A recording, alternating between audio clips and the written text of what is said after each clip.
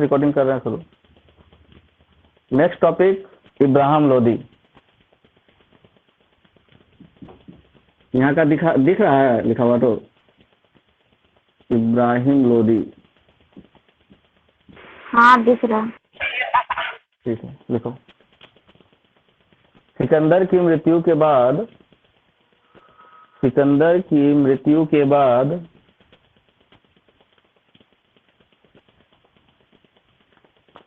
उसका पुत्र इब्राहिम लोदी दिल्ली के सिंहासन पर बैठा। सिकंदर लोदी की मृत्यु के बाद उसका पुत्र इब्राहिम लोदी दिल्ली की गद्दी पर या दिल्ली के सिंहासन पर बैठा।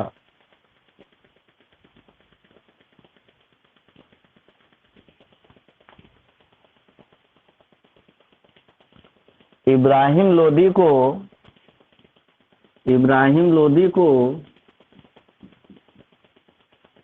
अफगानी अमीरों का समर्थन प्राप्त था। इब्राहिम लोदी को अफगानी अमीरों का समर्थन प्राप्त था।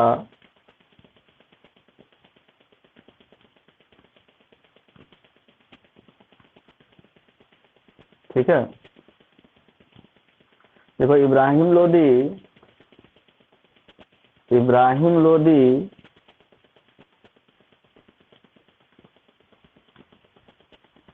लोदी वंश का अंतिम शासक साबित हुआ, क्योंकि राज्य के बंटवारे के बाद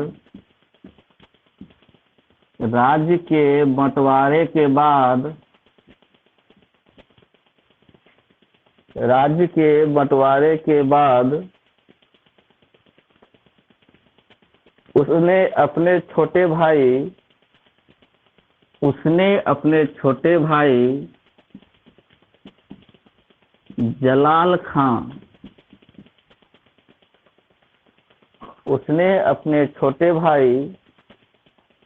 जलाल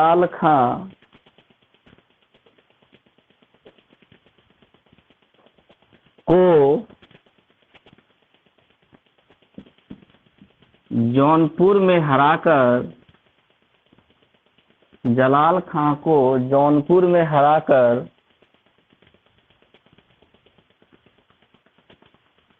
उससे राज्य छीन लिया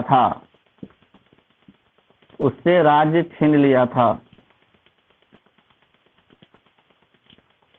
हुआ क्या, सिकंदर लोदी के समय दिल्ली सल्तनत अकेला राज्य था, जौनपुर उसके शामिल था, लेकिन ये दोनों भाई आपस में बंटवारा कर लिया था।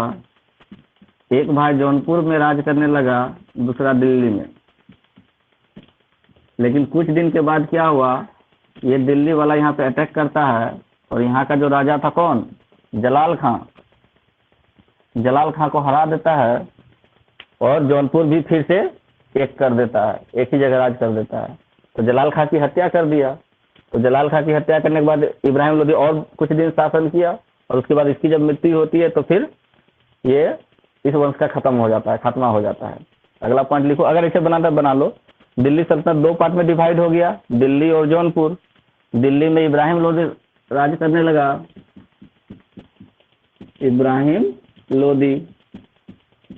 और यहाँ राज कर रहा था जलाल खां। स्टेटमेंट में लिखना है क्या?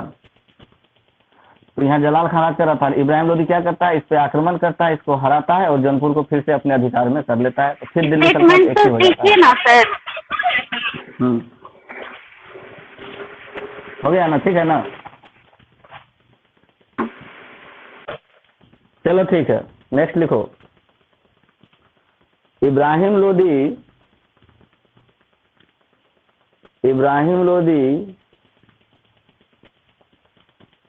और बाबर के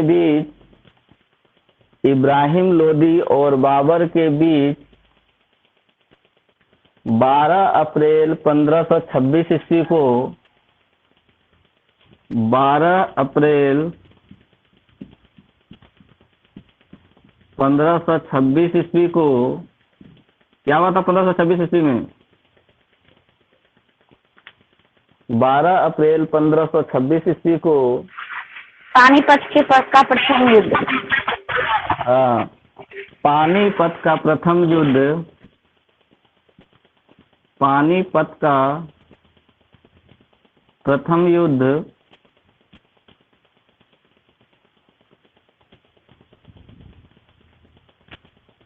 क्या स्टेटमेंट है? एक बार रिपीट करना, स्टेटमेंट पूरा करो। इब्राहिम लोदी और बाबर के बीच 12 अप्रैल 1526 को पानीपत का प्रथम युद्ध हुआ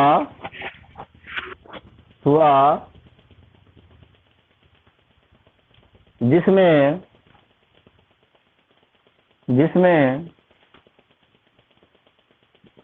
बाबर ने विजय प्राप्त की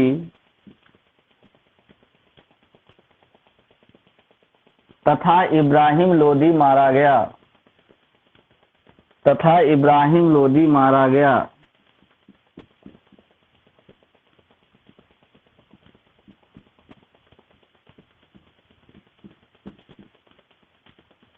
इब्राहिम लोदी मारा गया, उसमें मृत्यु हो गई इब्राहिम लोदी की। कब? 12 अप्रैल 1526 ईस्वी को।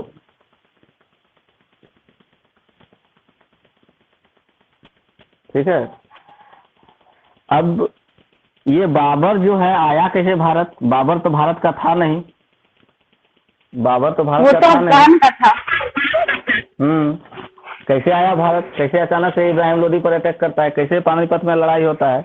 उसके पीछे एक आदमी जो इब्राहिम लोदी का ही आदमी था, उसी ने उसको आमंत्रित किया था। अगला स्टेटमेंट लिख लो, अगला स्टेटमेंट लिखो तो क्लियर हो जाएगा।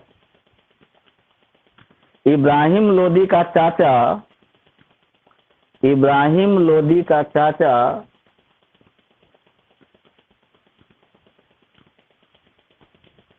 आलम खां ने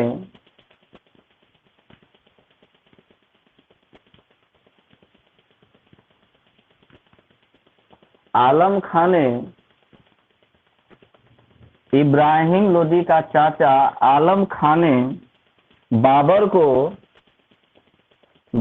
को भारत पर आक्रमण करने के लिए आमंत्रित किया था।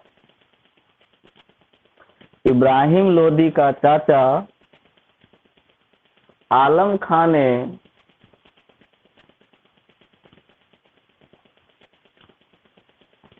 पूरा हो गया स्टेटमेंट।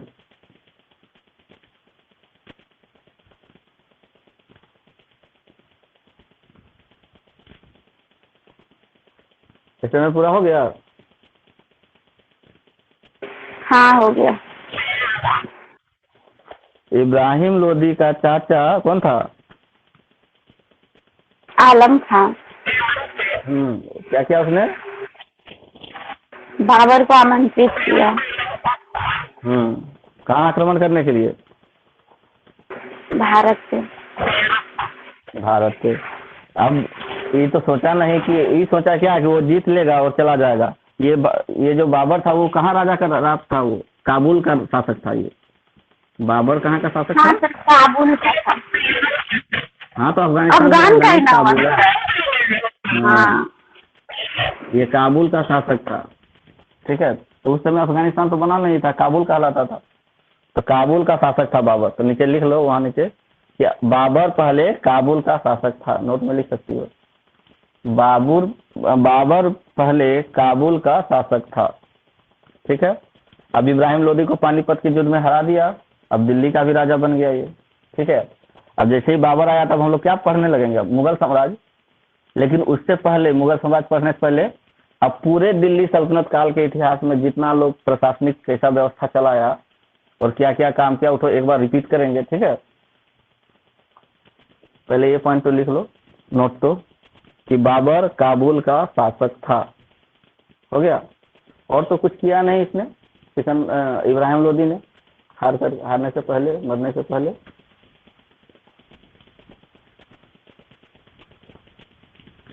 इब्राहिम लोदी एक बार इससे भी लड़ा था, राणा सांगा से।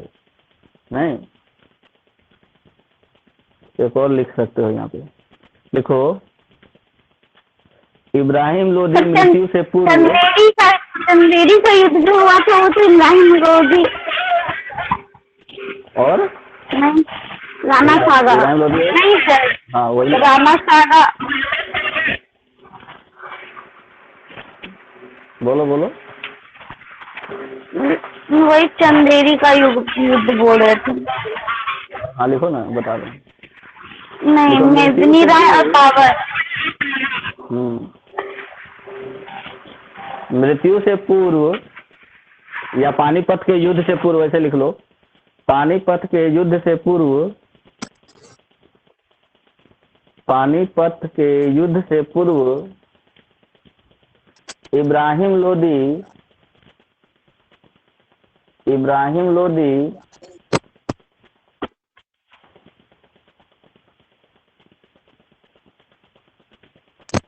मालवा को लेकर,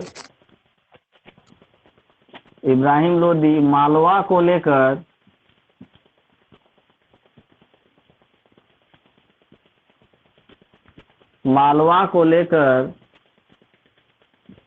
राणा सांगा से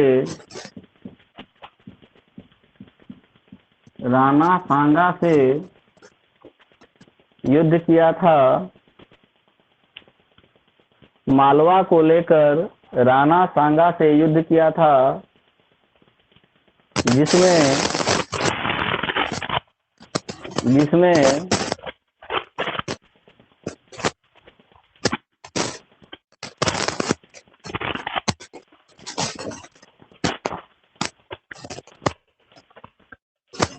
आवाज क्या, इतना आवाज आ रहा है? कन्नू, आवाज आ रही है?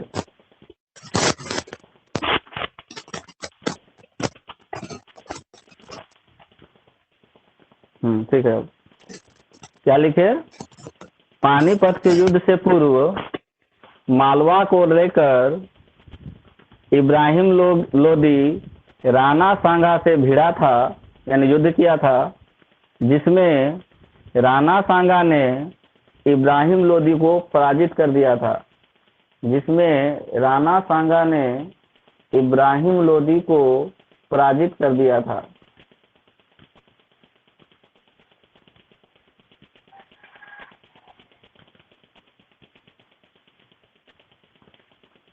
लिखो, इब्राहिम लोदी और राणा सांगा के बीच, इब्राहिम लोदी और राणा सांगा के बीच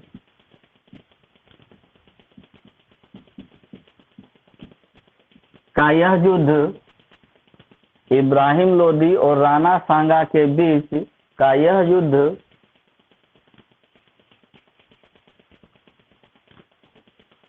घटोली का युद्ध कहलाता है। घटोली, कहीं कहीं घटोली लिखा लिया है, एक और नाम है इस जगह का, घटोली, पब्लिक दे करके लिखना।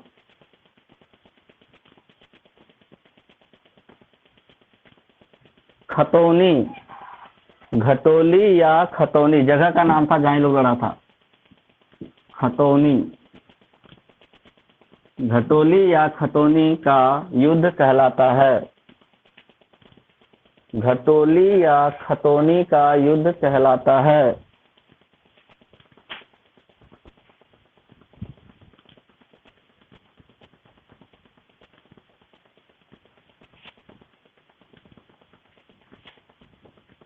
घटोली या खतौनी का युद्ध कहलाता है। तो दो लड़ाई इब्राहिम लोदी, एक पानीपत में और एक घटोली में। पानीपत में तो इसकी मृत्यु ही हो गई, घटोली के युद्ध में भी यह हारा था। ठीक है, तो इब्राहिम लोदी दो युद्ध लड़ा। कौन कौन सा युद्ध? पहले घटोली का युद्ध जहाँ राणा सांगा से हारा, और दूसरा पानीपत का युद्ध जहाँ बाबर से हारा। दो युद्ध लड़ाई है। पानीपत का युद्ध कब हुआ? 12 अप्रैल 1526 ईस्वी, पानीपत का प्रथम युद्ध, है ना। तो यहाँ भी हार जाता है और यहाँ भी हार जाता है। पानीपत का प्रथम युद्ध हो गया बाबर और इब्राहिम लोदी।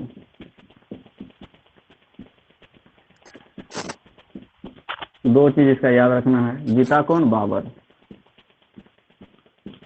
यहाँ जीता कौन? राणा संगा।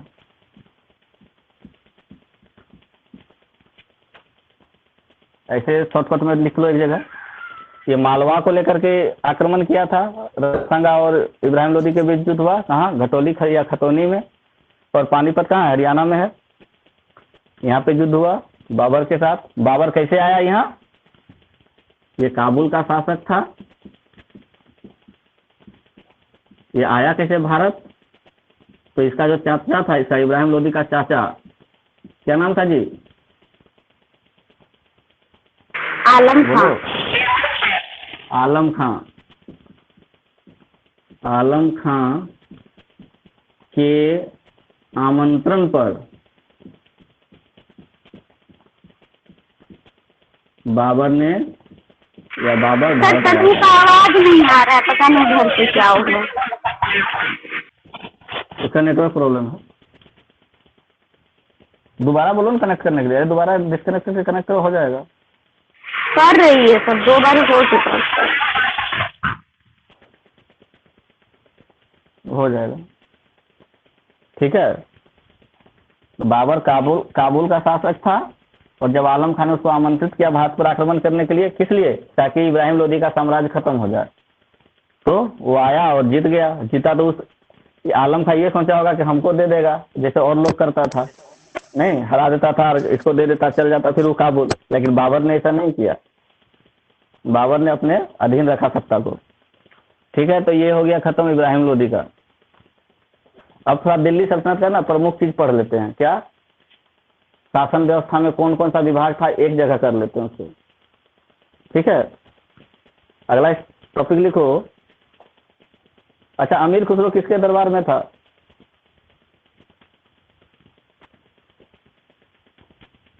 कोई बता सकता है? अमीर खुसरो किसके दरबार में था? नहीं पता। लिखवाया नहीं है? तुम्हारा भी आवाज बहुत, पंखा चल रहा है क्या? अच्छा उठो, अमीर खुसरो के बारे में चर्चा करेंगे। पहले ये लिख लो, सल्तनत कालीन शासन व्यवस्था, उसमें कौन क्या क्या था, एक जगह मतलब टेबल बना के लिख लेते हैं। उसी में से क्वेश्चन आता है। स्टेटमेंट में तो सब लिखवा ही दिए। सल्तनत कालीन शासन व्यवस्था,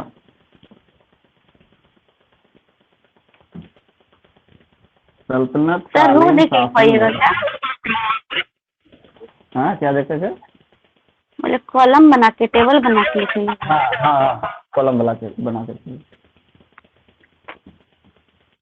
सल्तनत कालीन,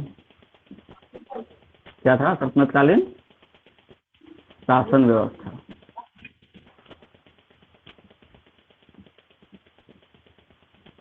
तब दिख नहीं ठीक रहा। है, दिखेगा, रुक जाओ, मोबाइल ठीक करना पड़ेगा।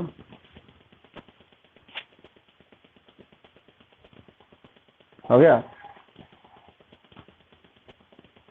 सल्तनत कालीन शासन व्यवस्था दिख रहा है?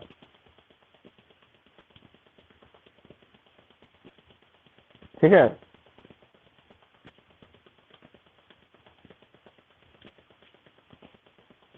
पांच सेट। कितना पेड़ छोड़ना है? मेरा आवाज नहीं जा रहा है क्या?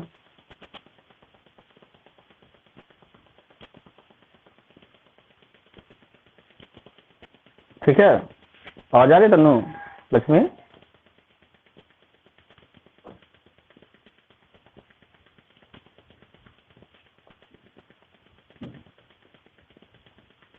सल्तनत कालीन शासन व्यवस्था टेबल बनाओ। एक साइड में लिखो अधिकारी, अधिकारी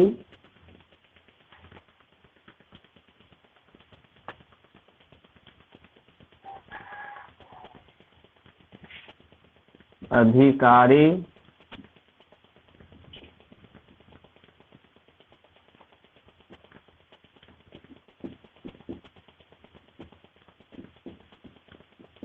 और एक साइड में लिखो उसके कार्य। बहुत सारे अधिकारी की बात करेंगे।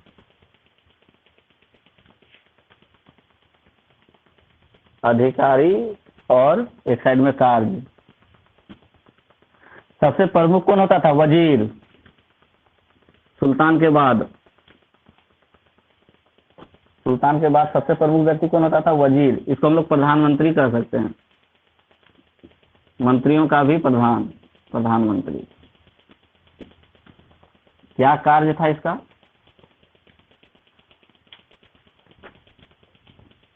वजीर का क्या कार्य था? तो राजस्व विभाग को देखता था, वजीर। कितना टैक्स आ रहा है किधर से, और क्या कार्य करता था? वो राजस्व विभाग को देखता था। इसको दीवान ए वजारत भी कहता था। इस विभाग को क्या बोलता था? राजस्व विभाग को उर्दू में दीवान ए वजारत। राजस्व का जो प्रमुख था वो कहलाता था दीवान ए वजारत। वजीर यानी प्रधानमंत्री, क्या कार्य करना था उसका? राजस्व विभाग की देखभाल करना था। उसको उर्दू में क्या बोलता था? दीवान ए वजारत। ठीक है। अगला था आरिज ए मुमालिक। आरिज ए मुमालिक किसने शुरू करवाया था? तो आरिज ए मुमालिक।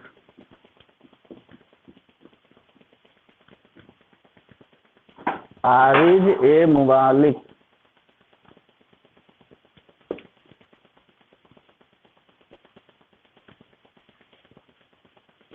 आरिज ए मुमालिक।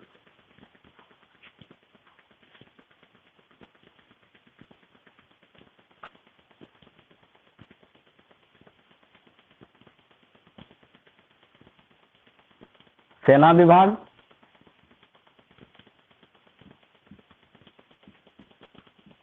आरिज ए मुमालिक मतलब सेना विभाग।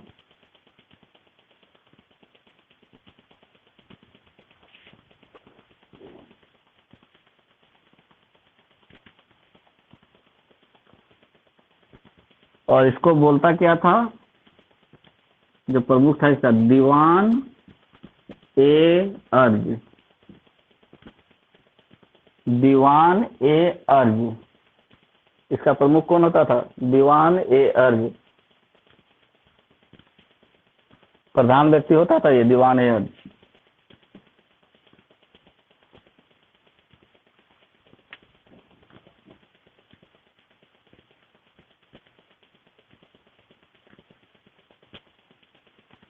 आरिज ए मुमालिक कौन होता था?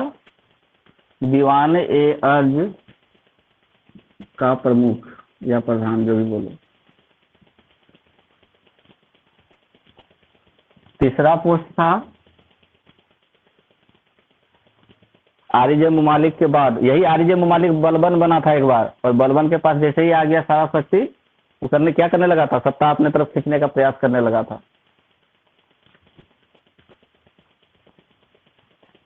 तीसरा लिखो दबीर ए खास। दबीर ए खास,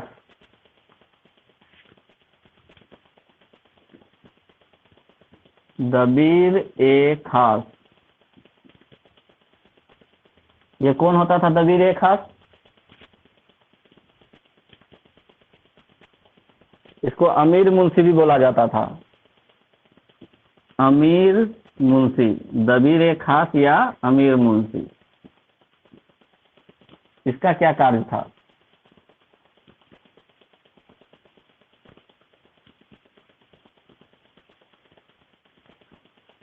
दबीर ए खास का कार्य था शाही पत्राचार।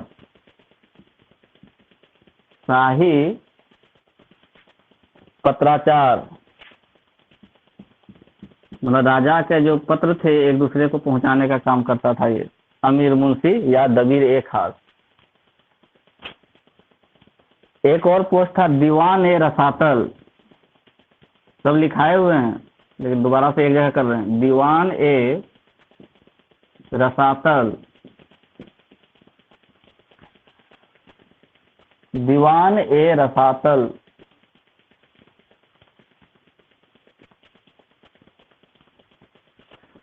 आजकल का विदेश मंत्रालय क्या काम करता था? ये विदेशी वार्ता करता था, ठीक है, और जितना भी कूटनीतिक कार्य था वो भी करता था। कूटनीतिज्ञ, कूटनीतिज्ञ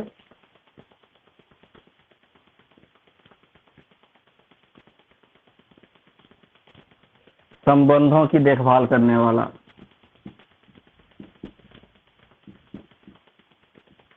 की देखभाल।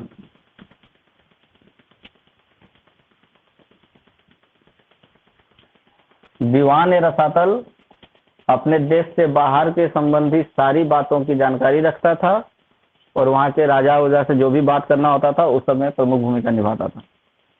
ठीक है। पांचवा था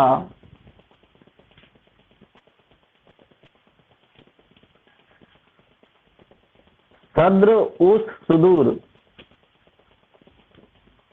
सद्र उस सुदूर, सद्र उस सुदूर। ये कौन सा विभाग था भाई? जो धर्म विभाग था, धार्मिक विभाग था। धर्म या धार्मिक विभाग का प्रधान को बोला जाता था सद्र उस सुदूर। सद्र मतलब धर्म, सद्र उस सुदूर, धर्म विभाग का प्रधान। ठीक है। छठा लिख लो,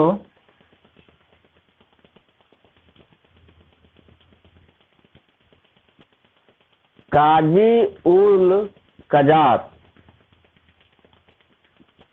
काजी उल कजात। लक्ष्मी आवाज आ रही है ठीक से? दिख रहा है? काजी उल, काजी उल कजात।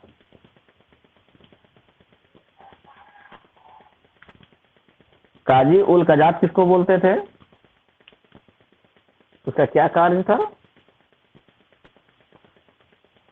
न्याय, न्याय संबंधी कार्य। काजी को न्याय संबंधी कार्य को देखता था। तो न्याय संबंधी कार्यों का प्रधान, न्याय संबंधी कार्यों का प्रधान। कोई अगर कह रहा है कि मेरे साथ अन्याय हो रहा है तो काजी के पास जाकर के न्याय ले सकता था। ठीक है।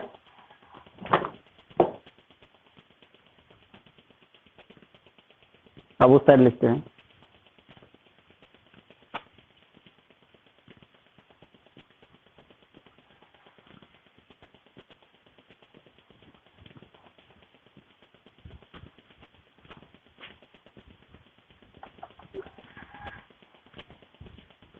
लाइट जला दिया, थोड़ा अंधेरा दिख रहा था।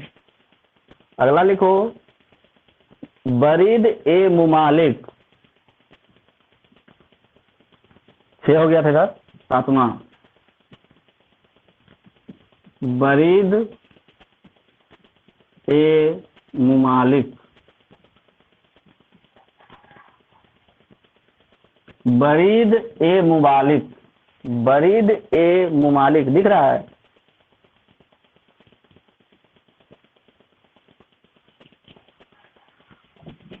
क्लियर नहीं दिख रहा। क्या था ये नहीं दिख रहा है क्लियर?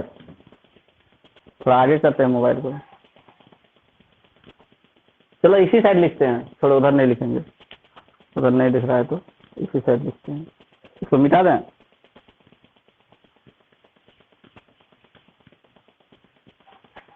हाँ मिटा दीजिए। 1 सेकंड।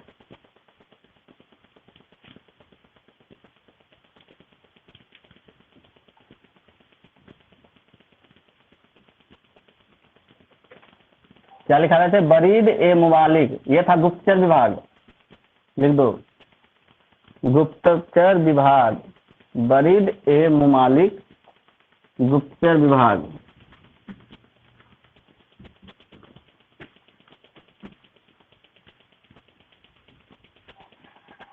गुप्त बातों का ध्यान रखने का कार्य ये करता था, कहाँ से क्या खबर आ रहा है, कैसे क्या करना है, राजा को गुप्त जो भी चीजें होती तो वो बताता था वो। बरीद ए मुमालिक, ठीक है। यहाँ से ये क्वेश्चन एक्सपेक्ट करते हैं इस टेबल से किसी भी एग्जाम में। नेक्स्ट, अमीर ए आखुर, अमीर ए आखुर, तो अपना 8वां नंबर लिखना, अमीर ए आखुर।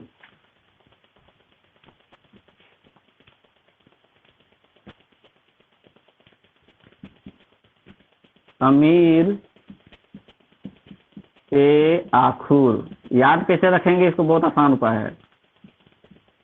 ये होता था अश्वशाला का प्रधान, अश्वशाला का प्रधान। अश्वशाला मतलब जहाँ घोड़ा रखा जाता है।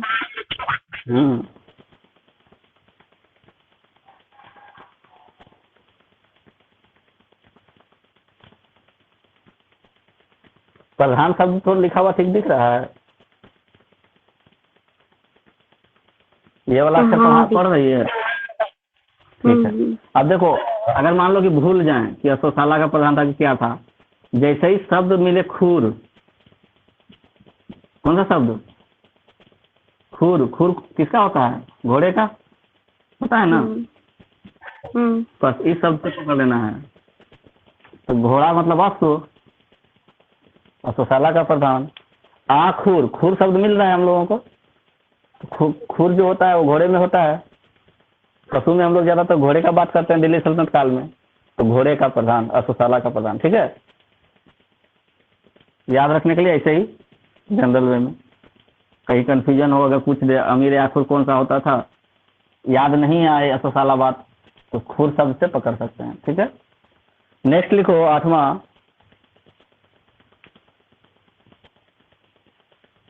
मुंसिफ ए मुमालिक, मुंसिफ,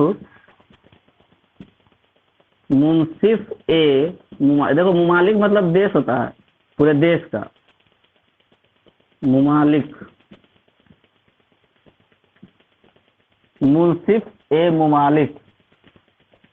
यहाँ भी बहुत आसान से पकड़ सकते हैं, मुंशी शब्द आ रहा है, मुंशी क्या कार्य करता है, लेखा जोखा रखने का काम करता है, तो महालेखाकार, महालेखाकार, कितना आय हुआ कितना व्यय हुआ इसके बारे में देखने वाला था ये, ठीक है। मुंशी शब्द से पकड़ लेना है मुंशीगिरी का काम, और मुंशी क्या काम करता है, लेखा जोखा रखता है। तो मुंसिफ ए मुमालिक, पूरे देश का जो लेखा जोखा रख रहा है, पूरे जो सल्तनत है उसका, तो उसको महालेखाकार कहते हैं, बहुत बड़ा व्यक्ति। 9वां लिखो,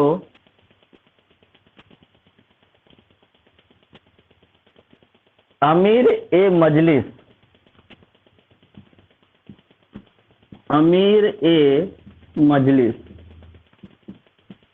इसको भी याद करने का जरूरत नहीं है, बात से पकड़ लेंगे। हम लोग बातचीत के भाषा में क्या कहते हैं, बहुत मजलिस लगाता है तुम, नहीं, अच्छा मजलिस था। मजलिस मतलब एक तरह से थोड़ा उत्सव त्योहार, नहीं, मजलिस मतलब क्या, जब आदमी खुश होता है तो जो उत्सव मनाता है वही, उसी को तो मजलिस बोलते हैं। बोलते हैं कि नहीं। तो मजलिस शब्द से उत्सव के बारे में पता चल जाता है। तो ये इसका क्या कार्य होगा, शाही उत्सवों का प्रबंध करता,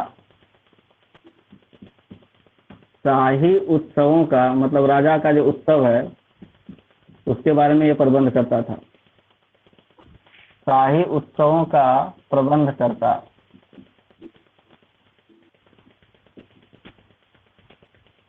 शाही उत्सवों का प्रबंध करता, नेक्स्ट 10वां, खाजिन। एक शब्द है खाजिन और इम्पोर्टेंट शब्द है खाजिन।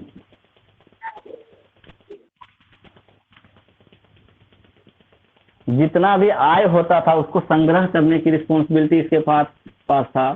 तो आय का संग्रह करता, जितना भी आय हो रहा है उसको एक जगह संग्रह करता है। आय का संग्रह करता, आय को संग्रहित करने का रिस्पॉन्सिबिलिटी था खाजिन को। किसको? आय का संग्रह करता कौन था? खाजिन। खाजिन। देखो इसको भी याद रखने का बहुत आसान उपाय है। खाजिन शब्द से हम खजाना ढूंढ सकते हैं, नहीं? खाजिन से खजाना हुआ, और खजाना मतलब क्या? जितना भी इनकम आया। खजाना में क्या जमा होता है? जितना भी हमारा इनकम आया वो खजाना में जमा हो गया। तो वही खजाना शब्द मतलब आय का संग्रह करने वाला शब्द को खाजिन बोलते हैं। खाजिन अगर मिस हो जाए और क्वेश्चन पूछ दे कि खाजिन का क्या कार्य था, तो यहाँ से तुरंत खजाना शब्द याद करना है कि खाजिन मतलब खजाना, और खजाना में क्या आता है? हम लोगों का आय आता है, इनकम आता है। ठीक है, ये सब मुख्य था। 2-3 गो और लिख लेते हैं, उसके बाद फिर आगे बढ़ेंगे।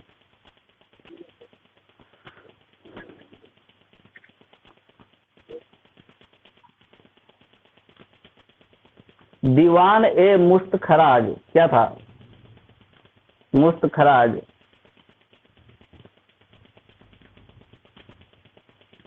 दीवान ए मुस्त खराज, एक ही जगह सब कुछ लिख लेते हैं ताकि टेंशन नहीं रहे।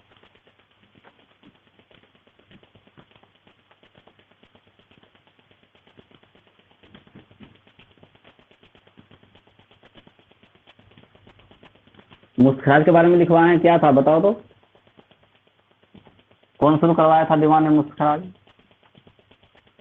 पीछे देखो ही लिखा हुआ है। ये भी राजस्व विभाग का ही था। क्या नंबर इसका होता है?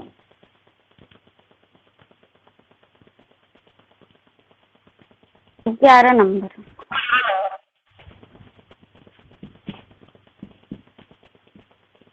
दीवान ए मुस्त खराज, हम एक ही जगह सब कर दे रहे हैं, अलग अलग नहीं कर रहे हैं। मुस्त खराज, एक बार फिर से खराज शब्द आ रहा है। खराज मतलब फिर खजाना से संबंधित बात हो रहा है। तो खजाना संबंधी बात हो रहा है यानी राजस्व विभाग। ये भी राजस्व विभाग ही हुआ करता था। बंद कर दो तो, हाथ बंद करो, नीचे कर दो।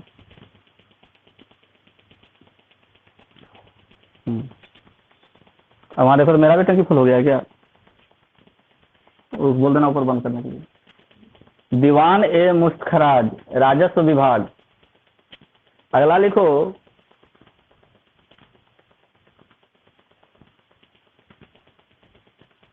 दीवान ए अर्ज।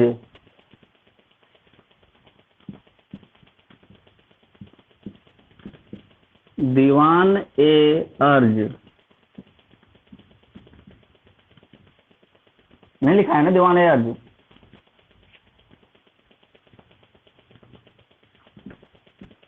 ये लोग सैन्य विभाग में था। सैन्य विभाग, सैन्य विभाग। दीवान ए अर्ज भी सैन्य विभाग से संबंधित था।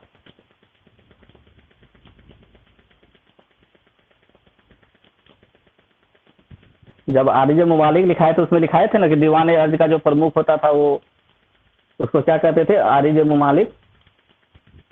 तो दीवान ए अर्ज मतलब सैन्य विभाग, और इसका जो प्रमुख था वो आरिज मुमालिक कहलाता था।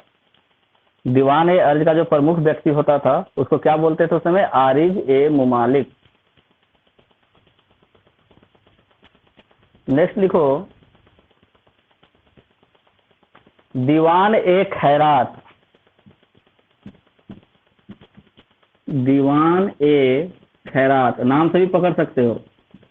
खैरात बंट रहा है क्या यहाँ? नहीं नहीं बोलते हैं कि खैरात बंट रहा है। खैरात में तुमको दे दें, मतलब दान में दे दें, तो दान विभाग। खैरात मांगने आया है, दान विभाग।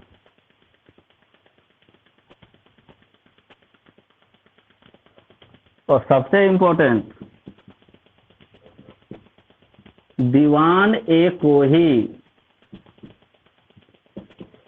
दीवान ए कोही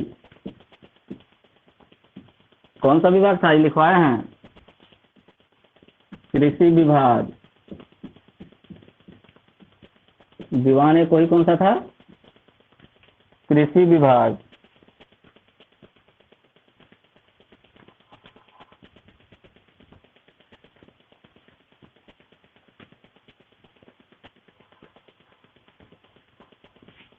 दीवान ए कोही, कृषि विभाग।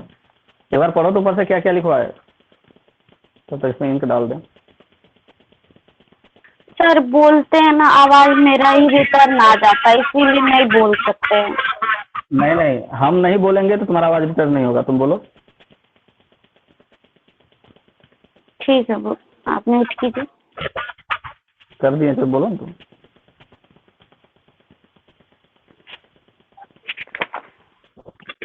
सिकंदर की मृत्यु के बाद उसका पुत्र इब्राहिम लोदी दिल्ली के सिंहासन पर बैठा। इब्राहिम लोदी को अफगानी अमीरों का समर्थन प्राप्त था। इब्राहिम लोदी लोदी वंश का अंतिम शासक साबित हुआ, क्योंकि राज्य के बंटवारे के बाद उसने अपने छोटे भाई जलाल खां को जौनपुर में हराकर उससे राज्य छीन लिया था। इब्राहिम लोदी और बाबर के बीच 12 अप्रैल 1526 को पानीपत का प्रथम युद्ध हुआ, जिसमें बाबर ने विजय प्राप्त की तथा इब्राहिम लोदी मारा गया।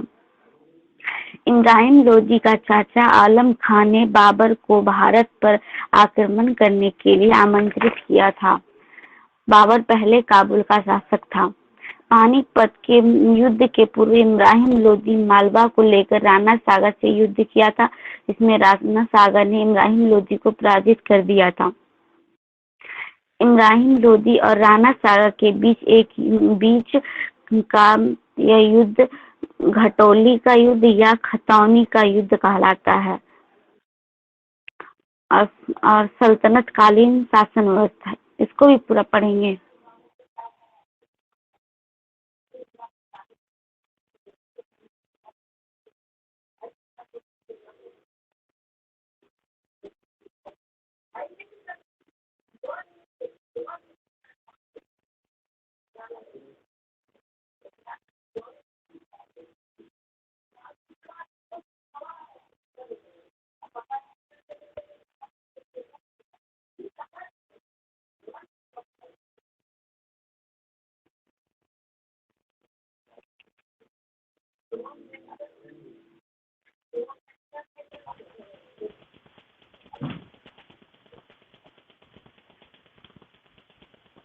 दीवान ए आमिर कोई हो गया, दीवान ए खैरात हो गया। एक था दीवान ए बंदगान। दीवान ए बंदगान, इसको भी याद करने का जरूरत नहीं है, नाम से पता चल जाएगा। बंद मतलब बंदी, और बंदी लोग क्या कहलाते थे, गुलाम। बंदी मतलब क्या, गुलाम। तो बंदगान से गुलाम शब्द आया, तो गुलामों के लिए ये एक विभाग था, दासों के लिए एक विभाग था। गुलामों, इसको दास भी बोलता था, दासों के लिए विभाग। दासों के हित की रक्षा करने के लिए जो लोग कार्य करता था, वो दीवान ए बंदगान में होता था। दीवान ए बंदगान मतलब गुलामों के लिए विभाग। दीवान ए बंदगान गुलामों या दासों के लिए विभाग। ठीक है, याद रखने का लिए बस ये शब्द पकड़ना है, बंदी। बंद शब्द से बंदी, बंदी मतलब गुलाम या दास। ठीक है, ये कितने नंबर का हुआ लक्ष्मी? 15 नंबर का सर। ये हो गया 15। नेक्स्ट 16वां, दीवान ए इस्तिहाक। दीवान ए इस्तिहाक। दीवान ए इस्तिहाक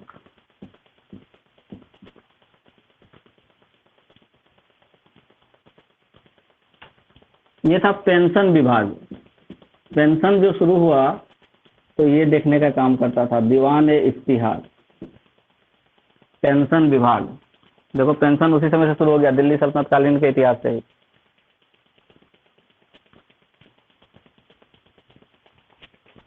अंतिम लिखो,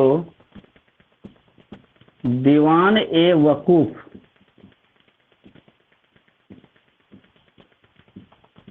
दीवान ए वकूफ ये था व्यय विभाग। जब किसी राशि को किसी चीज में खर्च करना होता है तो व्यय विभाग से परमिशन लेना पड़ता था कि हमको इतना राशि दीजिए, इस चीज में खर्च करना है। दीवान ए वकूफ।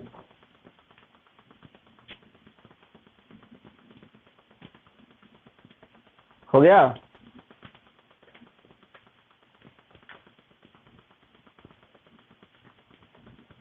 अब अगला टॉपिक लिखो, कर। कर के संबंधी क्या क्या आया था। टैक्स वाला एक जगह कर देते हैं सब, कौन कौन सा कर चल रहा था, किससे लिया जाता था, यहाँ पे भी क्वेश्चन रहता है। नेक्स्ट टॉपिक लिखो, कर विभाग। दिल्ली सल्तनत काल की ही बात कर रहे हैं। कर विभाग।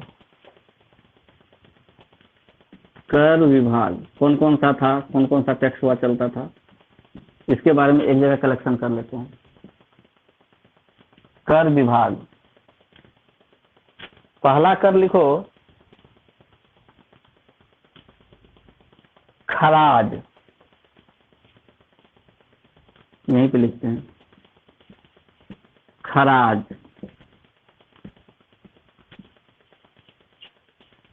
किससे लिया जाता था खराज? ये लिखवाए हुए हैं, बताओ, याद नहीं है? गैर मुसलमानों से लिया जाने वाला, जो मुसलमान नहीं होता था उससे खराज लिया जाता था। गैर मुसलमानों से लिया जाने वाला कर।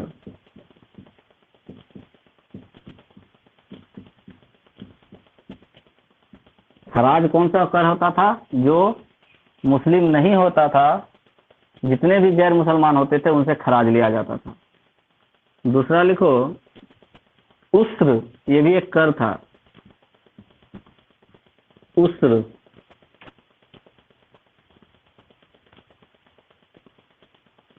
उस्र किससे लिया जाता था? एक सेकंड।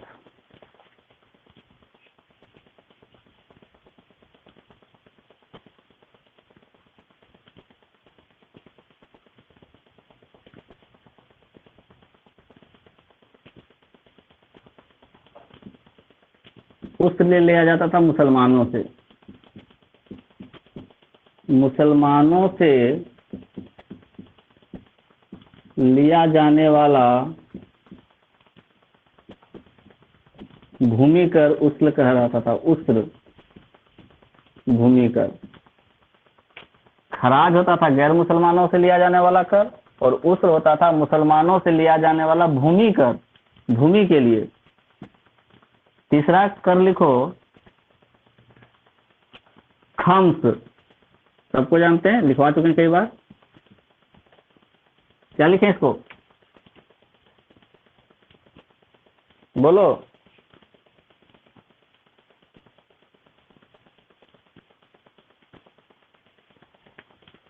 लूट में प्राप्त धन। लूट में प्राप्त धन पर कर। कौन कितना लेता था? ये 1/5 और 4/5, यही था ना? 1/4 कौन रखता था?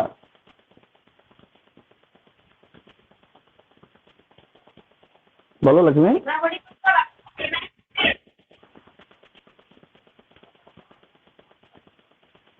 1/5 कौन रखता था? सुल्तान।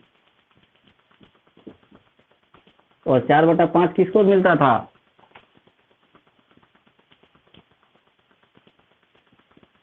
जो लोग लूटा था सैनिकों को। ये कब तक चला? 1/4 और 4/5 का कॉन्सेप्ट कब तक चला था? क्या बोले सर? फिरोज शाह तो 1/5 और 4/5 जो खम्स था, खम्स, ये 2 भाग में विभाजित था। जितना भी धन प्राप्त होता था उसका 1/5 रख लेता था सुल्तान और 4/5 देता था सैनिकों को या उसके अधिकारियों को। लेकिन जब फिरोज शाह तुगलक आया, कौन? फिरोज शाह तुगलक। तो इसने क्या किया था? फिरोज शाह तुगलक ने जो ये कर था, खम्स कर, उसमें से कितना लेना शुरू कर दिया?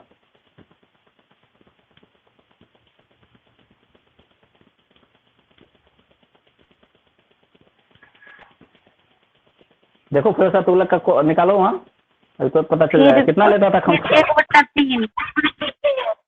फिरोज शाह तुगलक कितना लेने लगा? 1/3।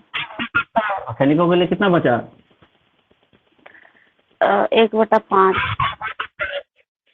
कैसे? ये तो खराब देखो वो आपस में खम्स के बारे में बोल रहे हैं, जाके देखो फिरोज शाह तुगलक के चैप्टर में, जल्दी 1 सेकंड में। फिरोज शाह तुगलक,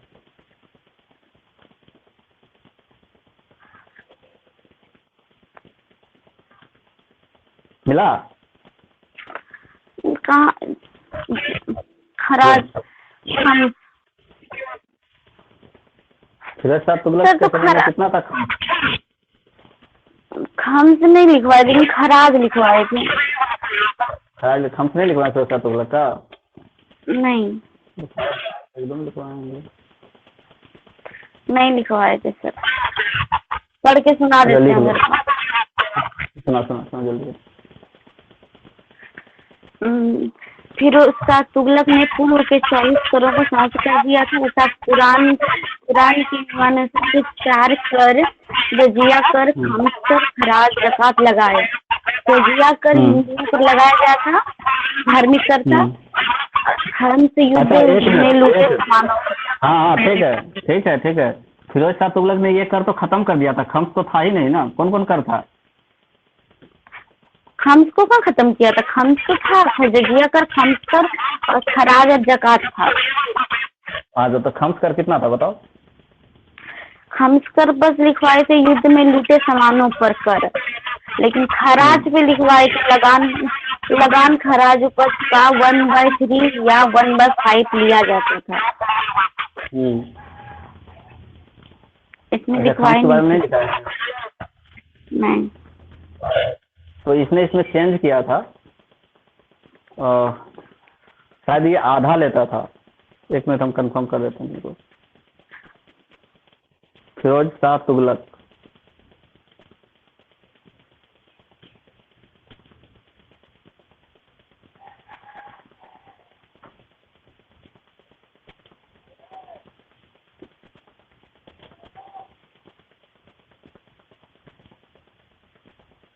तो 24 कष्टदायी करों को खत्म किया था वो।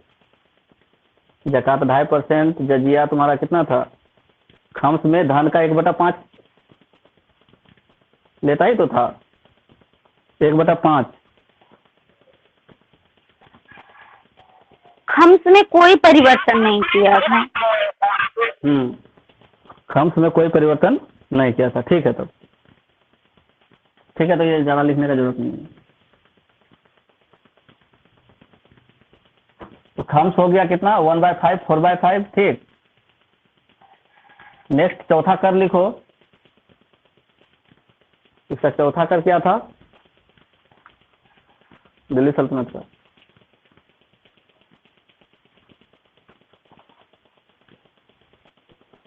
जकात और जजिया अलग अलग। हाँ लिख लो, जजिया भी लिख दो, जकात भी लिख दो। जजिया और जकात को एक जगह करो। चौथा नंबर जजिया लिख लो, 5वां नंबर जकात लिख लो। जजिया कर कौन देता था? वो बगल में लिख लेना, और जकात कर जो देता था वो उसको भी बगल में लिख लेना। जजिया कर, जकात कर लिखाया हुआ है, लिख लो।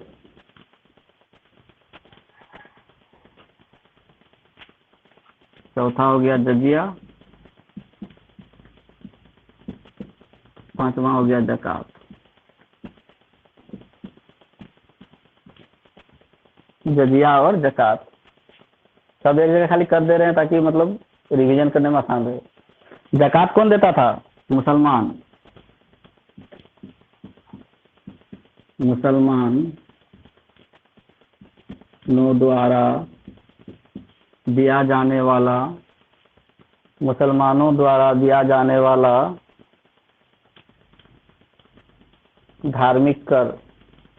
मुसलमानों द्वारा तो धार्मिक कर नहीं था, आय कर था। बस मुसलमानों द्वारा दिया जाने वाला, कहाँ जाकर देखो ठीक से। मुसलमानों की आय का 2.5% कर के रूप में लिया जाता था, जो सिर्फ मुसलमानों के हित के लिए खर्च किया जाता था। ये लिखाए थे ना। तो धार्मिक कर नहीं था वो।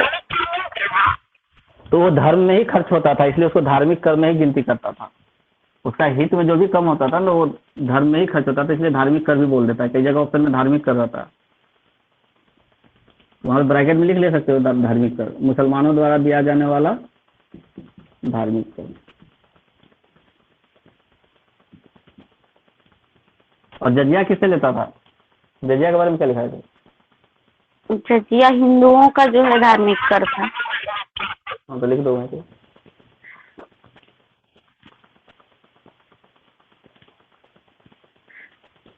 हिंदू लिखा हुआ रहे चाहे गैर मुसलमान लिखा हुआ रहे, एक ही बात हुआ। गैर मुसलमानों द्वारा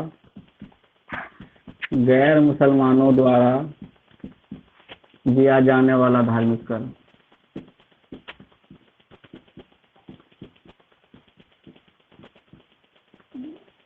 ऑप्शन में जो मिले मार देना है। धार्मिक कर, गैर मुसलमानों द्वारा दिया जाने वाला धार्मिक कर या हिंदुओं द्वारा, बात एक ही है। तो हो गया टैक्स का लगभग सब खत्म।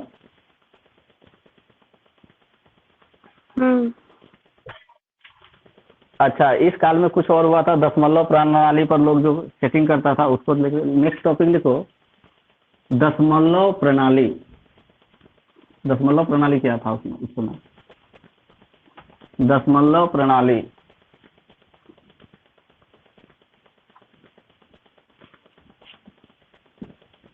दशमलव प्रणाली ये मुख्यतः सेना के संबंधित था। दशमलव प्रणाली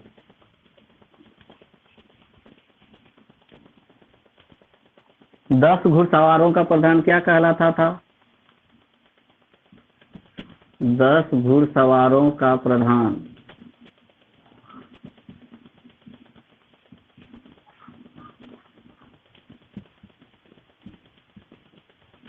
बोलो।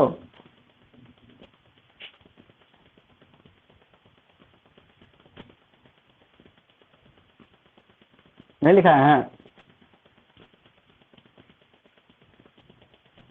सरे खेल बोलते थे इसको। सर वही 10 सैनिक को सिपाही सलार बोलते थे। हाँ, और उसके प्रधान को 10 सैनिक जो अलग अलग है उसको सिपाही सलार बोले, और उसके प्रधान को 10 घुड़सवारों का प्रधान, जो घोड़ा रखने वाला 10 घुड़सवार था उसका जो प्रधान था उसको सरे खेल बोलते थे। सरे खेल। लिखवाए थे। अच्छा तो अभी लिखवा लो, लिख लो। 10 घुड़सवारों का जो प्रधान था उसको सरे खेल बोलते थे, और 10 सरे खेल का प्रधान जो होता था, 10 सरे खेल का प्रधान। सर वो लिखवाए थे आप सैनिक वाला, 10 सैनिक, घुड़सवार वाला नहीं लिखवाए थे। चलो तो घुड़सवार वाला लिख लो। 10 घुड़सवारों का प्रधान सरे खेल कहलाता था। अब 10 सरे खेलों का प्रधान, 10 सारे खेलों का प्रधान। इसको सिपाह सलार ही बोलता था, सिपाह सलार, सलार।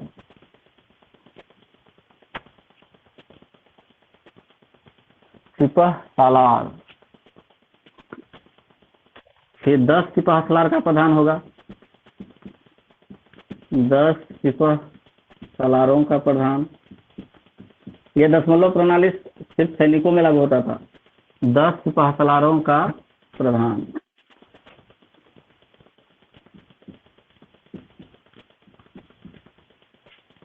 क्या बोलते थे इसको? अब वही आ गया, मुल्तान, अमीर, मलिक, खान और सुल्तान। इसको अमीर बोलेंगे। 10 सिपाह सलारों का प्रधान अमीर, 10 अमीरों का प्रधान मलिक, 10 अमीरों का प्रधान, 10 अमीरों का प्रधान मलिक, मलिक। फिर 10 मलिकों का प्रधान,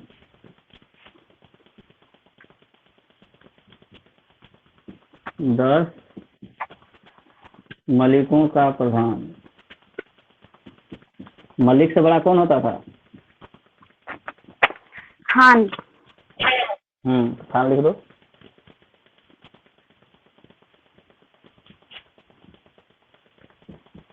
खान, अमीर, मलिक, खान।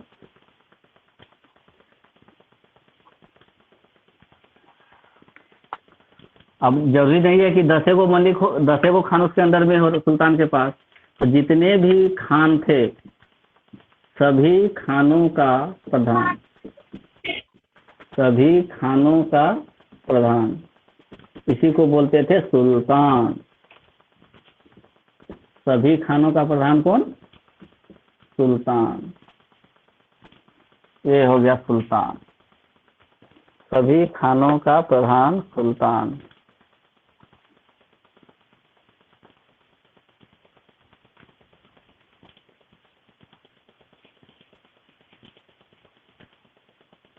सभी खानों का प्रधान सुल्तान।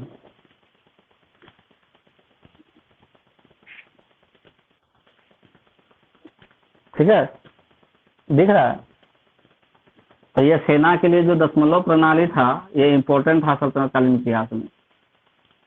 अमीर, मलिक, खान और सुल्तान के लोगों को बताए थे पहले, ये वाला नहीं बताए थे, उससे जो थोड़ा छोटा लेवल का था। ठीक है, तो जितने भी खान थे सब खान का प्रधान हो गया सुल्तान। अब एक चीज और हम लोग पढ़े थे उस समय, इक्ता शासन प्रणाली पढ़े थे ना?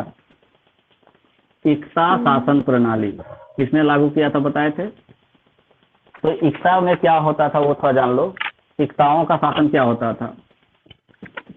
इक्ता जो दे देते थे, इक्ताओं का शासन। थोड़ा सा इसके बारे में जानकारी रखेंगे, उसके बाद चलेंगे हम लोग मुगल साम्राज्य में। इक्ताओं का शासन कैसे होता था? लिखो। लिखेंगे। हाँ, इसे टॉपिक नेम दो, इसके बाद पॉइंट बना के लिखना है। इक्ताओं का शासन दो टॉपिक नेम, और उसको पॉइंट बना के इक्ताओं का लिखना शासन है। प्रणाली। हाँ, नहीं प्रणाली लिखने का जरूरत नहीं है, सिर्फ इक्ताओं का शासन।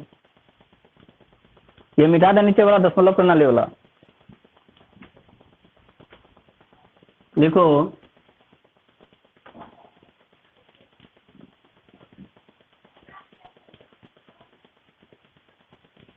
दिल्ली सल्तनत काल में, दिल्ली सल्तनत काल में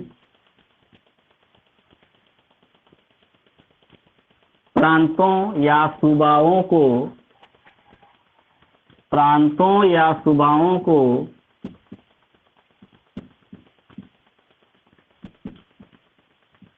प्रांतों या सूबाओं को इक्ता कहा जाता था। प्रांतों या सूबाओं को इक्ता कहा जाता था।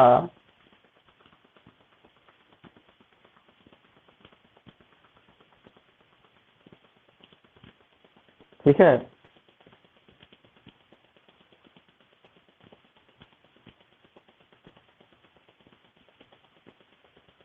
प्रांतों या सूबाओं को क्या बोलते थे? इक्ता।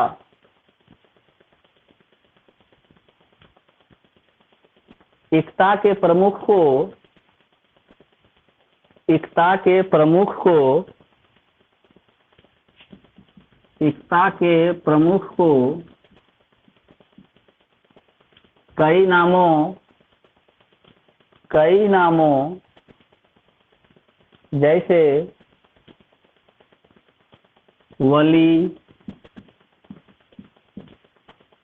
वली कौमा नायब वली कौमा नायब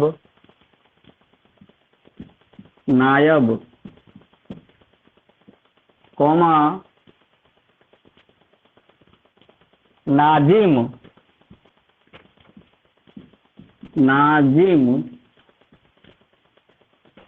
या इक्तादार, कुछ भी बोल दे सकता था। इक्तादार, बलबन एक इक्तादार था, है ना। उसको बुला करके दिल्ली में उस समय का जो राजा था, सुल्तान था, उसने बुलाया था, उसको पावर दिया था, और उसी पावर के बाद बलबन जो है बहुत स्ट्रांग हो गया और राजा बन गया। तो जो इक्ता था, मतलब छोटा छोटा जो सूबा था या प्रांत था, उसके जो प्रमुख होते थे उसको वली, नायब, नाजिम या इक्तादार, कुछ भी एक नाम दिया हुआ रहता था। इन नामों से पुकारा जाता था। ठीक है, ये हुआ इक्ता। अब इक्ता को भी छोटे भागों में बांटा गया। क्या था उसका छोटा भाग? सबसे बड़ा, अगर देखो ऐसे इसको बोलते हैं, अभी जैसे हम लोगों का देश है, देश में क्या है? राज्य और केंद्र शासित प्रदेश, है ना, है कि नहीं? बोलो। हाँ। कितने राज्य हैं अभी वर्तमान में? 28 राज्य। कितने केंद्र शासित प्रदेश हैं अभी? 7। मारेंगे ना? 8 सर। 8, 9 था, बाद में फिर 2 को मिला के 8 किया गया। ठीक है, तो 28 राज्य और 8 केंद्र शासित प्रदेशों का मिलकर हम लोगों का देश बना है। तो उसी समय सल्तनत हुआ करता था, दिल्ली सल्तनत। कौन सल्तनत? दिल्ली सल्तनत। दिल्ली। तो दिल्ली सल्तनत कई इक्ताओं में बंटा हुआ था, है ना। इक्ता 1, 2, 3, 4 सो ऑन। अब एक इक्ता को भी कई भागों में विभाजित किया गया होगा, इसको भी छोटा भाग में दिया। जैसे राज्य है, तो राज्य में भी क्या है? जिले हैं, है ना। राज्य के अंतर्गत क्या आते हैं? जिले। जिला के अंतर्गत क्या आता है? अनुमंडल। अनुमंडल के नीचे क्या आता है? प्रमंडल, नहीं, प्रखंड, ब्लॉक, प्रखंड, और प्रखंड के नीचे क्या आता है? पंचायत, और पंचायत के नीचे ग्राम। होता है कि नहीं? तो उसी तरह से एकता भी बट गया। एकता के नीचे कौन कौन सा पार्ट था वो लिख लो। लिखो, एकताओं को सिकों में विभाजित किया गया था। सिकों, ऐसे तालाब वर्षो हर सही को का अनुसार एकताओं को सिकों में विभाजित किया गया था। सिक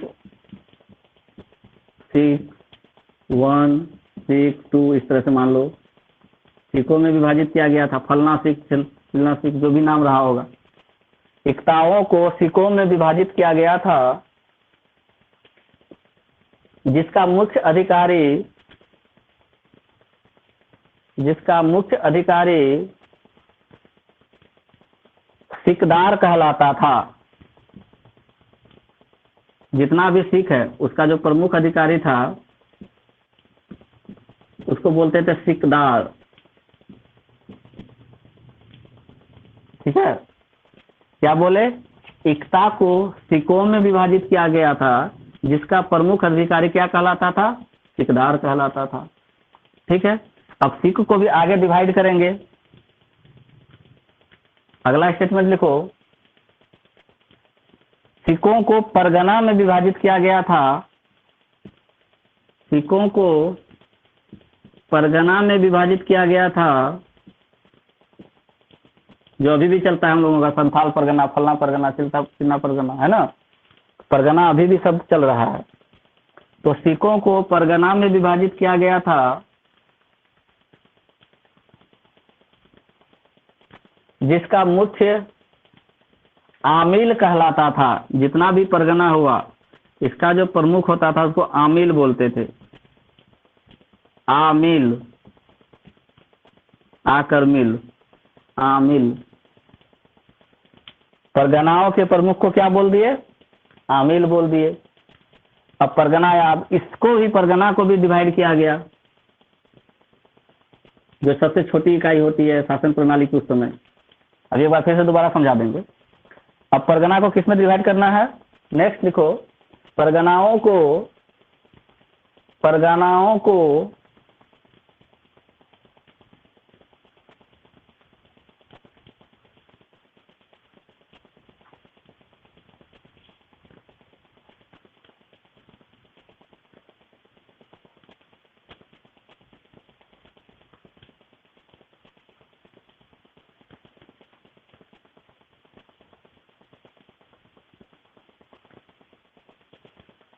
शहर या गांव में विभाजित किया गया था।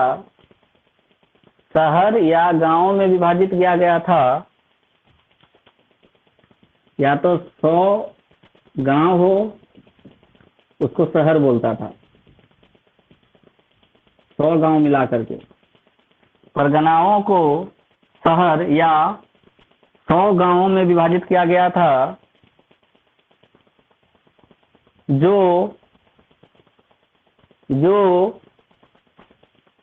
शादी कहलाता था। दंत स्व आकार द दीर्घई, तो ये शादी 1, ये शादी 2, ये शादी 3, इस तरह से जो शादी कहलाता था। ठीक है, देखो शादी, शादी प्रशासन की सबसे छोटी इकाई थी। शादी प्रशासन की सबसे छोटी इकाई थी। जैसे अभी हम लोगों की सबसे छोटी इकाई कौन सी है? बोलो, जो प्रशासन चलता है उसका सबसे छोटी इकाई क्या है? पंचायत। हाँ, शादी प्रशासन की सबसे छोटी इकाई थी। अब समझ में आ गया ये कैसे प्रशासन चलता है अभी और उस समय कैसे चलता था? पूरा दिल्ली सल्तनत के अधीन में बहुत सारे इक्ता थे। इक्ता के प्रमुख को इक्तादार, वली, नायब या नाजिम कहते थे। सभी इक्ताओं को कई सिकों में बांटा गया था। ठीक है, इन सिकों के प्रमुख अधिकारी को सिकदार कहते थे। फिर एक सिख को परगना में बांटा गया।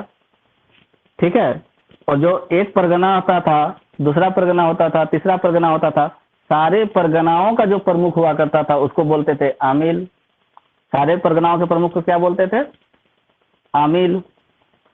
अब परगना को भी विभाजित किया गया, किस चीज में? शादी में। शादी मतलब या तो 100 गांव हो या उसको शहर, शहर का उसमें शब्द चलता नहीं था तो हम लोग शादी बोलेंगे या 100 गांव बोलेंगे। 100 गांवों को मिला करके एक शादी बनता था। इस शादी का जो प्रमुख होता था उसको क्या बोलते थे? लिखो, शादी के प्रमुख को, शादी के प्रमुख को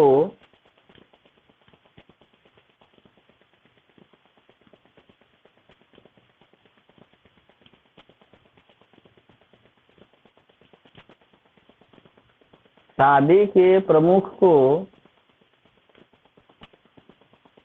अमीर ए सादा,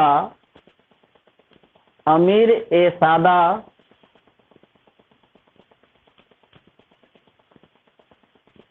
कहा जाता था।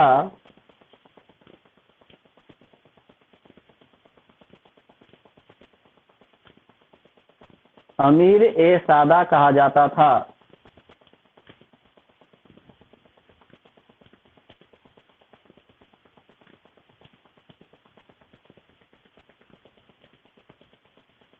अब तो इस 100 गांव का बात हो गया।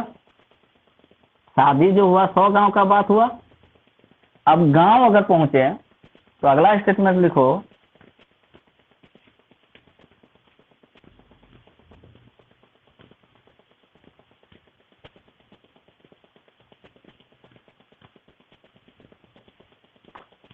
अच्छा वहाँ क्या लिखो आए थे, शादी को क्या सबसे छोटी इकाई लिख दिए क्या? शादी सबसे छोटी इकाई नहीं होगा, ये तो 100 गांव है, उसको वहां पे काट लेना।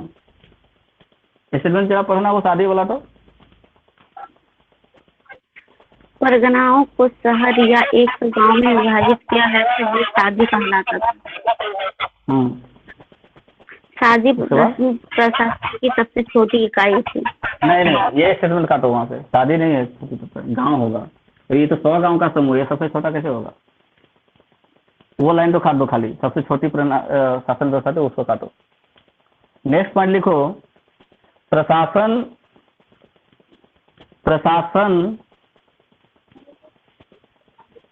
की सबसे छोटी इकाई गांव थी। इसको भी 100 गांव है ना, अब एक गांव में आएंगे। प्रशासन की सबसे छोटी इकाई गांव थी, एक गांव में भी शासन चलता था उस समय।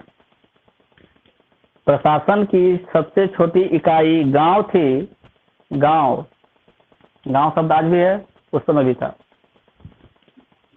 प्रशासन की सबसे छोटी इकाई गांव थी, जिसका प्रमुख अधिकारी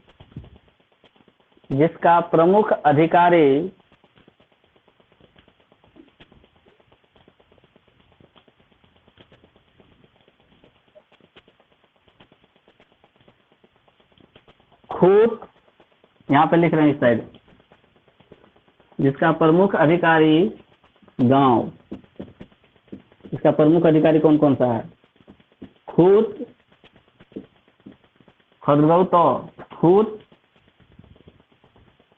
खूत सबसे याद रखना, खेत, और खेत का जो मालिक होता है उसको बोलते हैं भूस्वामी।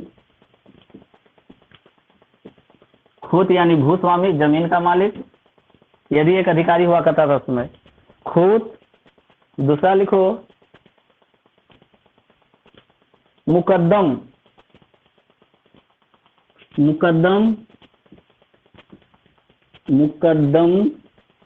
इसको मुखिया बोलते हैं आजकल, मुकद्दम को मुखिया। मुकद्दम,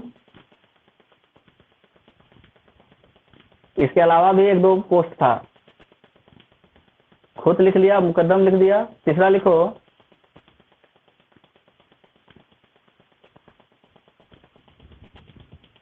चौधरी, यहाँ चौधरी जी हुआ करते थे, चौधरी। खूत, मुकद्दम, चौधरी। और कौन?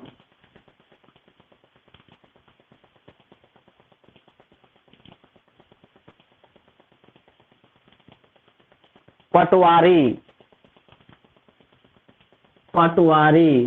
भी हुआ करता था, आजकल भी पटवारी है। पटवारी यह भी अधिकारी हुआ करता था गांव का। तो खूत, मुकद्दम, चौधरी और पटवारी प्रमुख अधिकारी हुआ करते थे। खूत, मुकद्दम, चौधरी और पटवारी मुख्य अधिकारी हुआ करते थे। एक गांव में देखो किस तरह से शासन चल रहा था उस समय। ये वाला बना लेना डायग्राम। गांव में कितने अधिकारी मुख्य थे? खूत जो कि भूस्वामी हुआ करते थे, मुकद्दम बोलते थे मुखिया को, चौधरी जी थे और पटवारी जी थे। ये लोग मुख्य अधिकारी थे गांव को चलाने के लिए। कैसे गांव चलता था उस समय ये लोग बहुत इंपॉर्टेंट रोल अदा करते थे। खूत, मुकद्दम, चौधरी और पटवारी, ठीक है।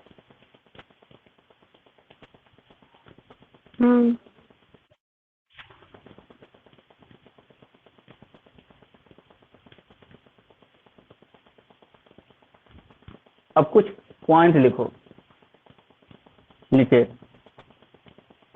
एक दो पॉइंट है। रतीबी, गैर रतीबी क्या होता है, वर्ड आ जाता है। प्रमुख बिंदुएं, ऐसे करके टॉपिक बना, प्रमुख बिंदुएं, दिल्ली सल्तनत का भी है। रतीबी, ये शब्द अगर आ गया कि रतीबी क्या था उस समय, गैर रतीबी क्या था, ये डायग्राम बनाई क्या?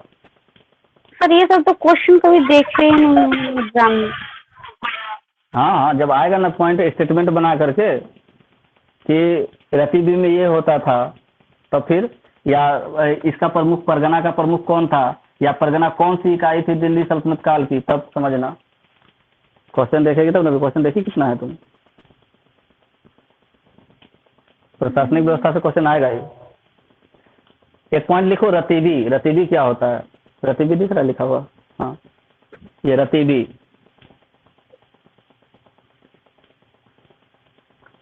यहाँ रतीबी जैसे इंडस्ट्री आजकल है ना, फैक्ट्री, तो फैक्ट्री के अंतर्गत जो रतीबी हुआ करते थे, किसी फैक्ट्री में कोई वस्तु बन रहा है, ठीक है, तो अगर रतीबी पे रखा गया मतलब आपको वेतन दिया जाएगा, ठीक है, वेतन देगा। और अगर गैर रतीबी में रख दिया तुमको, गैर रतीबी मतलब बिना वेतन का तुमको काम करना पड़ेगा, ठीक है। तो स्टेटमेंट लिखो, रतीबी। रतीबी में काम करने वाले व्यक्तियों को, रतीबी में काम करने वाले व्यक्तियों को एक निश्चित वेतन दिया जाता था।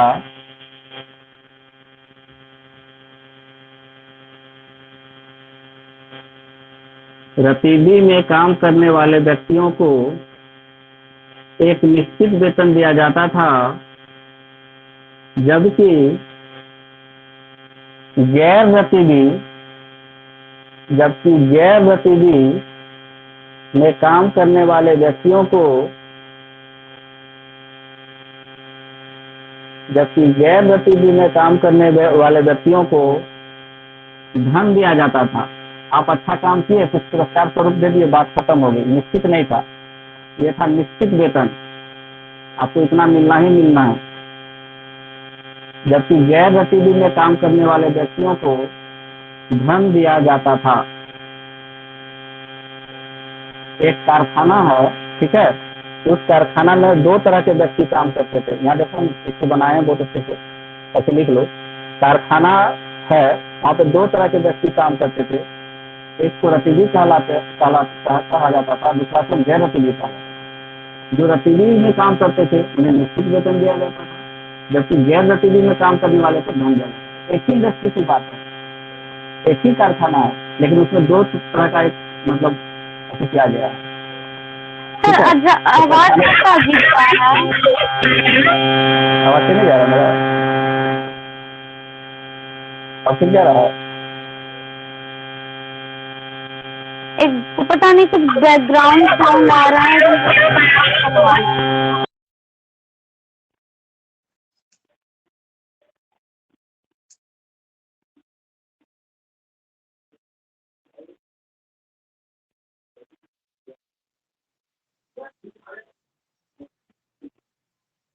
अब ठीक जा रहा है?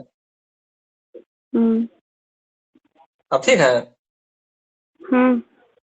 ब्लूटूथ लगाए थे तब दिक्कत हो रहा था। अच्छा, इसको डिस्कनेक्ट करते हैं ब्लूटूथ। अच्छा, और डिस्कनेक्ट करते हैं। एक बार फिर से समझ लो इसको पूरा। जो दिल्ली सल्तनत काल में जो कारखाने थे, सुनो, दिल्ली सल्तनत काल का जो कल कारखाने थे जहाँ पे वस्तुएं तैयार की जाती थी, तो दो प्रकार के कल कारखाने थे। एक को बोलता था रतीबी, दूसरा का बोलता था गैर रतीबी। तो जो इंडस्ट्री उस समय चल रहा था और जो रतीबी के अंतर्गत आता था, वहां के जो व्यक्ति थे उनको वेतन दिया जाता था निश्चित अमाउंट में, ठीक है, एक निश्चित वेतन दिया जाता था। जबकि दूसरा कारखाना का टाइप था गैर रतीबी, मतलब अगर आप वहाँ कुछ अच्छा प्रोडक्शन किए तो आपको धन दिया जाएगा, अगर आप प्रोडक्शन नहीं कर पाए तो आपको धन नहीं दिया जाएगा। तो उस समय जो इंडस्ट्री थी हमारी दिल्ली सल्तनत कालीन व्यवस्था में, दो टाइप की इंडस्ट्री थी, रतीबी और गैर रतीबी, ठीक है। तो यहाँ से भी क्वेश्चन कभी एक्सपेक्ट कर सकते हैं कि आ सकता है, ठीक है। एक निश्चित वेतन पाने वाला जो था वो रतीबी में के अंतर्गत आता था, जिसको सिर्फ धन दिया जाता था, काम किया तो धन दिया, बात खत्म। तो गैर रतीबी, उसको निश्चित नहीं था कि इतना ही मिलेगा, ठीक है। एक शब्द लिखो, एक शब्द लिखो, मुत्सर शरीफ। ये क्या करता था? कारखाना का देखभाल करने वाला था। मुत्सर शरीफ, मुत्सर, मुत्सर शरीफ मुत्सर शरीफ, शरीफ, मुत्सर शरीफ,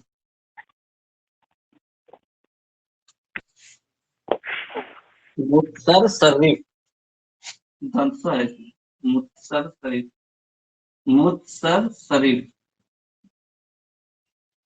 शरीफ, ये कौन होता था? लिखो मुत्सर शरीफ, मुत्सर शरीफ कारखाने की देखभाल करने वाला होता था। मुत्सर शरीफ,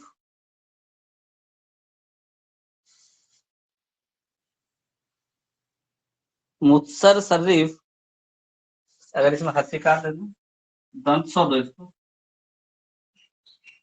सही नहीं लिखा है। मुत्सर शरीफ, मुत्सर शरीफ ऐसे लिखो, मुत्सर शरीफ कारखा, मुत्सर शरीफ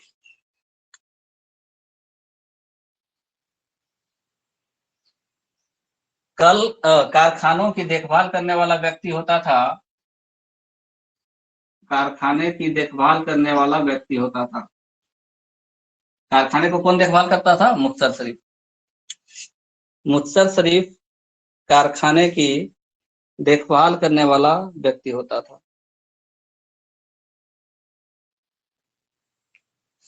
ठीक है,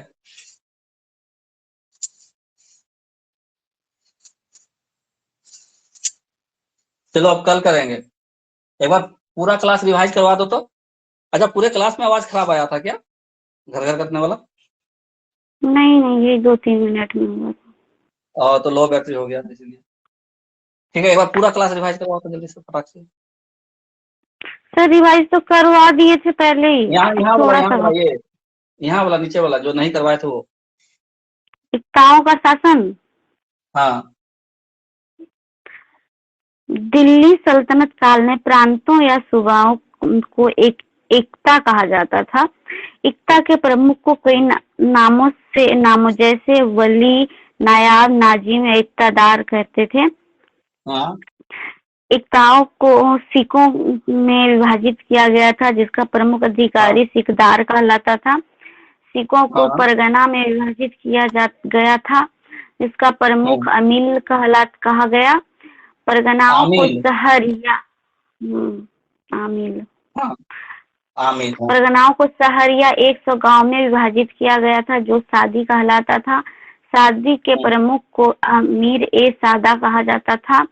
प्रशासन की सबसे छोटी इकाई गांव थी, जिसका प्रमुख अधिकारी खूत जो भूस्वामी थे, और मुकद्दम मुखिया चौधरी पटवारी हुआ करते थे। और प्रमुख बिंदुएं, रतीबी में काम करने वाले व्यक्तियों को एक निश्चित वेतन दिया जाता था, जबकि गैर रतीबी में काम करने वाले को धन दिया जाता था। मुतस्सरीफ कारखाने की देखभाल करने वाला व्यक्ति होता था। अच्छा, यहाँ तुम्हारा एक चीज रतीबी किया है तो कारखाने का एक मतलब टाइप है, तो एक यहाँ पे लिख लो, नोट लिखो नीचे पॉइंट में, नोट, रतीबी और गैर रतीबी कारखाने के 2 प्रकार थे। नोट में लिख लो, रतीबी और गैर रतीबी कारखाने के 2 प्रकार थे। वो क्या था? कारखाना का 2 प्रकार था। 2 तरह के कारखाने उस समय चलते थे दिल्ली में, दिल्ली सल्तनत काल में, एक रतीबी और एक गैर रतीबी। तो लिखो, रतीबी और गैर रतीबी क्या थे? कारखाने के 2 प्रकार थे। ठीक है, तो हम लोगों का ये खत्म हो गया। अब हम लोग कल से मुगल चलेगा। मुगल चलेगा क्या? कल से मुगल चलेगा या फिर वो इसके दिल्ली सल्तनत काल के जब चल रहा था, इसके पैरेलल में विजयनगर साम्राज्य बन गया, जो अलग अलग छोटा छोटा साम्राज्य था, उस सब के बारे में थोड़ा जानकारी करेंगे, तब फिर उसमें घुसेंगे मुगल साम्राज्य में। ठीक है, इस समय में और भी जगह जो राज्य चल रहा था ना, विजयनगर हो गया, बहमनी हो गया, उस सब के बारे में थोड़ा जानकारी प्राप्त कर लेंगे, तब फिर मुगल साम्राज्य में घुसेंगे। ठीक है, इसके पैरेलल में जो शासन चल रहा था वो सब जानकारी कर लेंगे, उसके बाद जाएंगे उसमें, तब फिर सही ढंग से चलेगा क्लास। ठीक है, क्लास इन कर रहे हैं, रिकॉर्ड बंद कर